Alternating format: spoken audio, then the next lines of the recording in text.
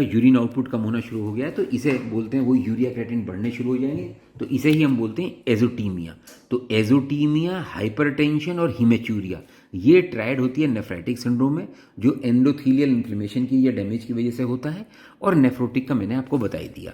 Nephrotic syndrome बहुत बहुत important है, उसकी कॉजेज पूछे जाते हैं, इडीमा के और कॉजेज पूछे जाते हैं, प्रोटीन यूरिया के बारे में आपको पता होना चाहिए, ये चार्ट पता होना चाहिए पूरा, और ये जो मैंने एक्सप्लेनेशन दिया है ये पता होना चाहिए।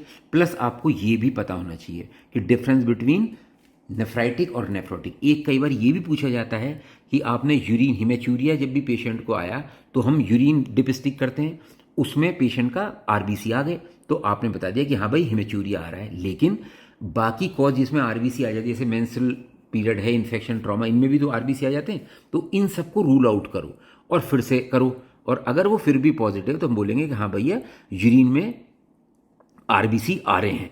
अगर ऐसे आ रहे हैं तो फिर ये देखो कोई और कॉज तो नहीं है, जैसे कोई मेलिग्नेंसी वगैरह तो नहीं है, कोई एनाटॉमिकल लीजन तो नहीं पता, कोई ट्यूमर तो नहीं है, कोई ऑब्स्ट्रक्शन तो नहीं हो रहा। अगर ऐसा है तो अल्ट्रासाउंड करा के फुल उसका असेसमेंट करके यूरोलॉजी या ऑन्कोलॉजी डिपार्टमेंट में जैसा भी वहाँ भेज दो।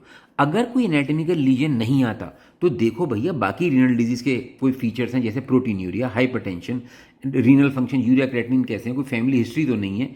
अगर ऐसे हैं तो भैया फिर किडनी बायोप्सी आपको करनी पड़ेगी। दूसरा, कई बार हमने देखा है यूरिन माइक्रोस्कोपी में अगर हिमेचूरिया आ रहा है तो साथ में उसके क्या क्या है, जैसे साथ में उसके डब्ल्यूबीसी तो नहीं आ रहे, अगर डब्ल्यूबीसी आ रहे हैं तो इन्फेक्शन शो करता है। अगर एपिथेलियल सेल्स आ रहे हैं साथ में तो ट्यूमर शो करता है, कोई ट्यूमर तो नहीं है। अगर पेशेंट को यूरिन डिपस्टिक पॉजिटिव है तो ज़रूरी नहीं है हिमेचूरिया ही हो, क्योंकि कई बार क्या होता है अगर हीमोलिसिस हो रही है अंदर बॉडी में और आरबीसी वैसे ही निकल रहे हैं, इंट्रावेस्कुलर हीमोलिसिस की वजह से भी तो हीमोग्लोबिन्यूरिया होता है, तो लेकिन उसमें आरबीसी तो नहीं है कोई भी, तो लेकिन डिपस्टैक पॉजिटिव होगा। यूरिन माइक्रोस्कोपी में कोई रेड सेल नहीं मिलेगी लेकिन पॉजिटिव डिपस्टैक मिल जाएगा। ऐसे ही मायोग्लोबिन्यूरिया, इसमें ब्राउन यूरिन मिलेगा, डिपस्टिक तो पॉजिटिव हो जाएगा लेकिन एक्चुअल आरबीसी तो नहीं है, वो तो हीमोलिसिस की वजह से उसका ये कलर चेंज हुआ है। तो रेब्डोमाइलोसिस में भी डिपस्टिक पॉजिटिव आ सकता है, लेकिन यूरिन माइक्रोस्कोपी जब आप करोगे तो पेशेंट को ये आरबीसी नहीं आ रहे होंगे।